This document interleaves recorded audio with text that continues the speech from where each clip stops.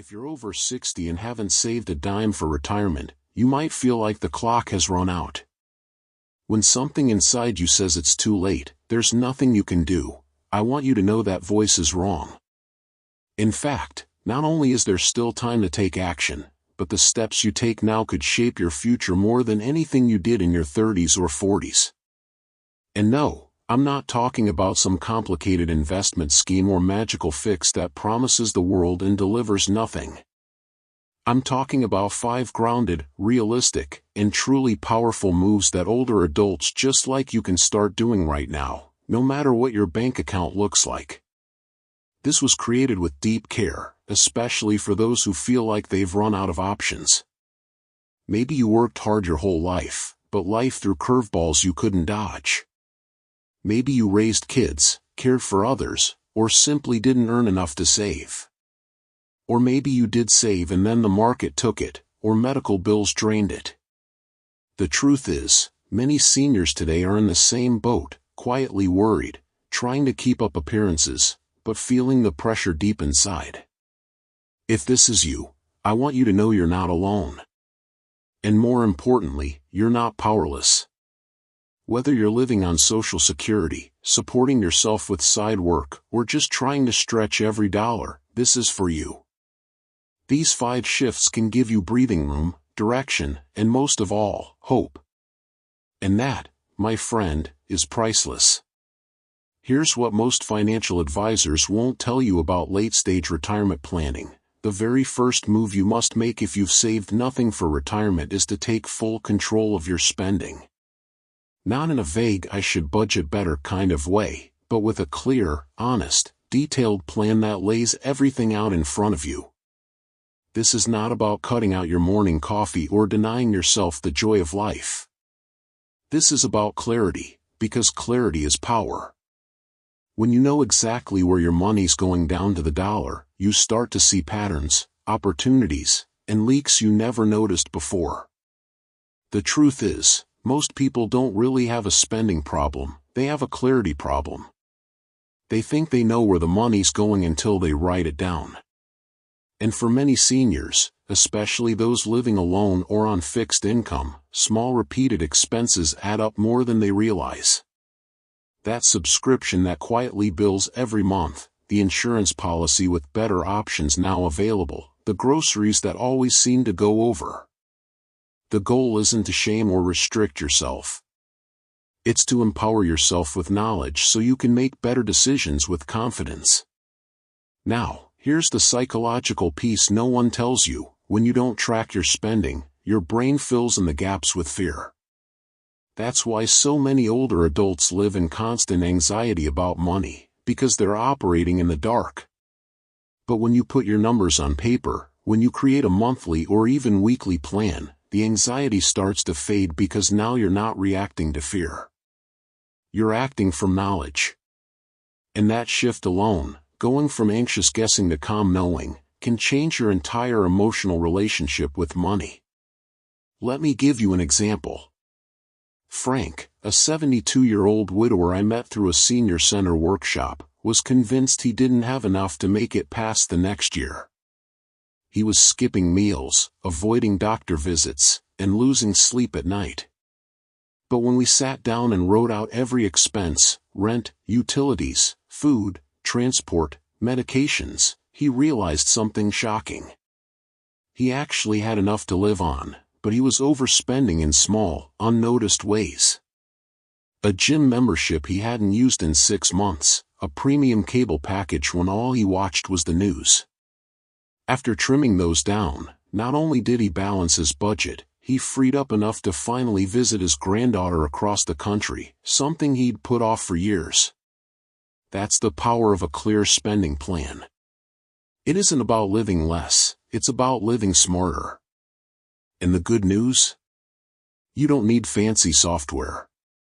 A notebook, a pen, and a commitment to review it weekly is enough. In fact, writing it out by hand often gives you a stronger sense of ownership because when you see it in your own writing, it becomes real. And from there, real change can begin. But here's where it gets interesting, and where most people get stuck. Once you've taken control of your spending, the next step is to create income. Not just any income, but something that allows you to earn with dignity. At this stage of life, no one wants to be treated like they're desperate or incapable. And truthfully, you're not. You've got decades of wisdom, patience, and real-world experience that younger generations just don't have. That's valuable. So the key is finding ways to turn that value into income on your terms. Here's the good news: the way people earn money today has changed. You no longer need to punch a clock or work full-time to make ends meet. Many seniors are earning in flexible, creative, even enjoyable ways. Some offer tutoring in subjects they've mastered over the years: math, music, language. Others drive part-time for rideshare apps, run errands for neighbors, or become pet sitters for folks who travel often. You might even offer companionship services through senior networks or local agencies, just being a reliable presence for someone else who's lonely or needs help. What matters is this: you're not starting over. You're building from who you already are. One man I met, Harold, aged 68, was a retired mechanic. For a while, he thought his days of making money were behind him. But then he began helping neighbors fix small engine problems: lawnmowers, generators, scooters. Word spread, and now he makes a few hundred a month, working just a few hours each week right from his garage. That money covers his groceries and gas and gives him a sense of usefulness he thought he'd lost. Here's the psychological truth behind this that changes everything: purpose matters more than paycheck. Yes, income is important, but feeling needed, feeling capable, and feeling respected, those are what really drive our motivation and joy in later years. When you earn in ways that align with your values, it fuels your spirit, not just your wallet. But maybe you're thinking, I don't have a skill to offer. Well, I gently challenge that thought. If you've raised kids, you've managed logistics. If you've worked any job, you've dealt with people. If you've been through hard times and come out stronger, you've got resilience and insight others need. There's someone out there who would pay to learn what you already know. And remember, it doesn't have to be big. Even an extra $200 or $300 a month can be life-changing when you're living lean. That could mean affording better food, seeing a doctor you trust, or simply not stressing when a utility bill arrives. Now, here's where most people make their biggest mistake. After securing a bit of income, the next smart move is to simplify your living situation in a way that serves you, not just your budget. Downsizing isn't about giving up, it's about letting go of what no longer supports your goals, your peace, or your physical comfort. And truthfully, many seniors are living in homes that once made sense when kids were around, when jobs were local. But now those homes feel like burdens. Big spaces mean bigger bills, more maintenance, and more isolation. And here's something you may not have considered: your house might be costing you more emotionally than financially. If it feels empty, if every creaky floorboard reminds you of a chapter that's closed, it might be time to start fresh in a space that better fits this next chapter. I'm not saying run off and live in a camper, unless that's what you want. I'm saying look around and ask, does where I live still fit how I live now? Strategic downsizing can free up a surprising amount of money. Sell a house and move into a smaller apartment. You may walk away with thousands in your pocket and a rent you can easily handle. Live in a 2-bedroom condo and rent out the other room to a fellow senior or traveling nurse. That rent check could pay most of your monthly expenses. Move in with a relative or join a senior co-housing group. You not only reduce costs, but you gain companionship and safety. One gentleman I met named Frank was 75 and living alone in a 3-bedroom house after his wife passed. He struggled to keep up with the yard, the repairs, the property taxes. After months of anxiety, he sold the home and moved into a quiet senior apartment building with a built-in community. His words, I stopped feeling like I was drowning in memories and started feeling free. Frank's rent was lower than the upkeep on his house, and with the money he made from the sale, he finally felt secure again. Psychologically, this decision is powerful. Why? Because when we declutter our space, we declutter our minds. When we take charge of our environment, we stop feeling like victims of our circumstances and start feeling like authors of our own story. And that sense of control? That is one of the biggest predictors of happiness in older adults. It's not just about money, it's about energy. Every light bulb you don't have to replace, every staircase you don't have to climb, every weed you don't have to pull, those are little bits of energy you save, energy you can redirect into something meaningful, a part-time hobby, a walking group, reconnecting with friends. But here's where everything begins to turn around. Once you've reduced your financial strain and found some footing, the real opportunity appears, and it's not just about money. It's about discovering or rediscovering that you still have something to offer. And when you realize that, something powerful happens inside. You stop seeing yourself as a burden or someone past your prime, and you start seeing yourself as a resource, as someone valuable, because you are. Now, this doesn't mean going back to a 9-to-5 job. It means asking, what do I already know that someone else might need? Maybe you spent years working with your hands, plumbing, carpentry, or auto repair. That's knowledge people are hungry to learn. Maybe you raised 4 kids, managed a household, and always made ends meet. Do you know how many young families would love help managing their own chaos? Maybe you were a nurse, a teacher, a cook, or simply someone who knows how to listen with patience. That's gold in today's world. You see, the biggest mistake we make after 60 is assuming we're done contributing. But the truth is, seniors have the most to give, and often in the most meaningful ways. And when you begin offering what you already have, your wisdom, your time, your care, it can become a source of income and healing. It gives structure to your days, purpose to your steps, and confidence to your heart. Let me tell you about a woman named Carol. She's 69 and spent most of her life as a homemaker. After her husband passed and the kids moved away, she felt lost both financially and emotionally. One day, her neighbor asked if she could babysit for a few hours. That turned into regular childcare, then tutoring, then meal prep for a few other families.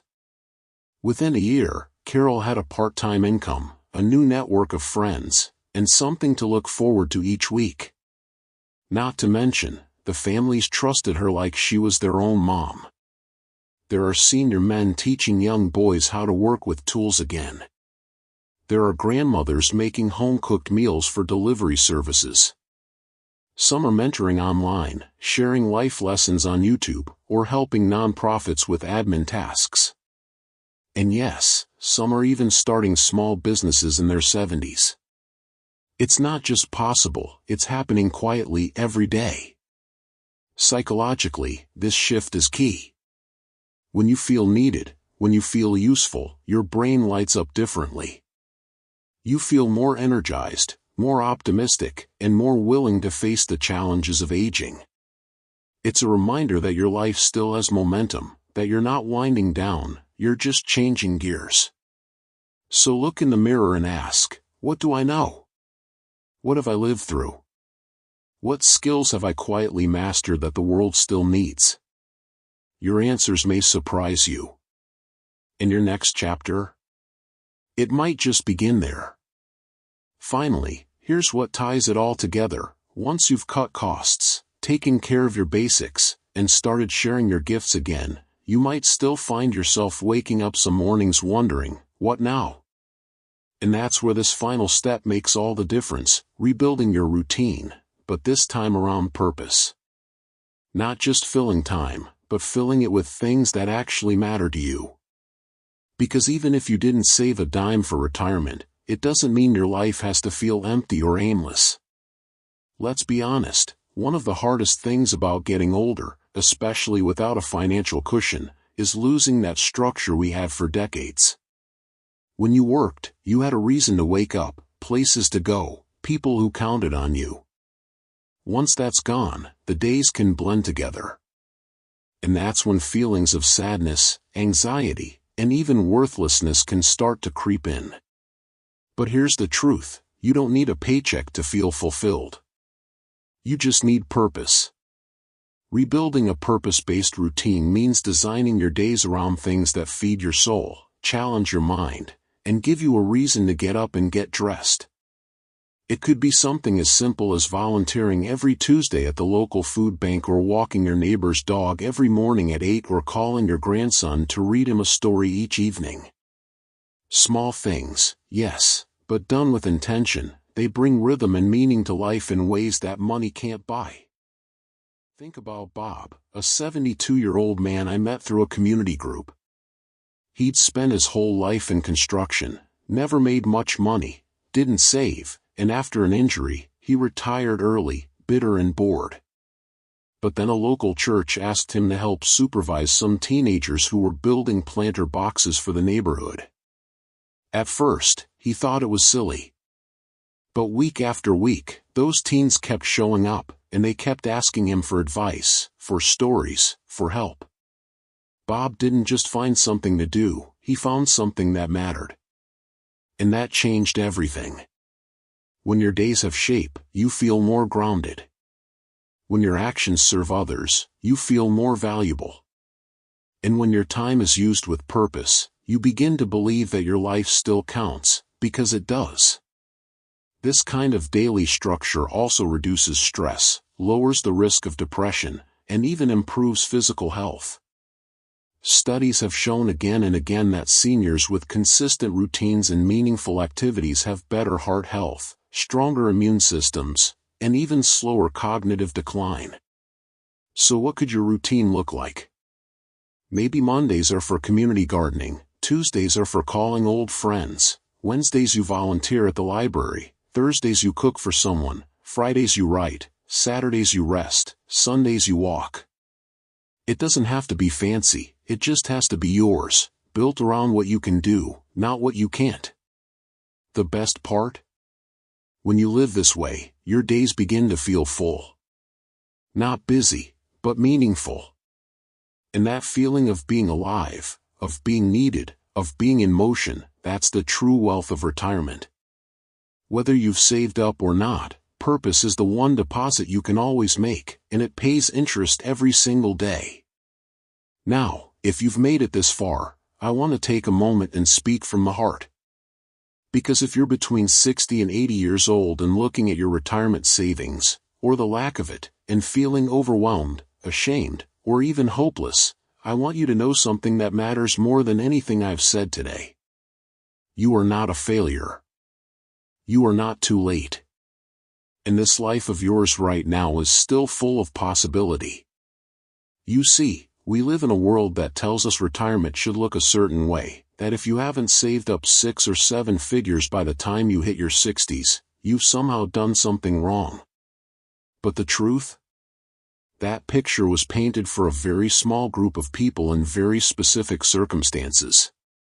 For most hard-working folks who raise families, work steady jobs, face medical bills, supported aging parents or grown kids, retirement didn't come with a silver platter. It came with a few dents, a lot of stories, and a heart that's still trying its best. And that's enough. You're enough. The 5 recommendations we shared today weren't about getting rich overnight. They were about reclaiming your power, taking back control one decision at a time, building a life rooted in simplicity, community, purpose, and emotional strength. Because those are the things that carry you forward. Those are the things that matter most in this chapter of your life. And if any part of today's message resonated with you, if it sparked a thought, lifted a weight, or gave you just a little bit of hope, I encourage you to carry that forward. Don't just close this and go back to worrying. Take one small action. Reach out to someone. Write a plan. Breathe deeply and say, I can start today. Because starting today is how every story of transformation begins.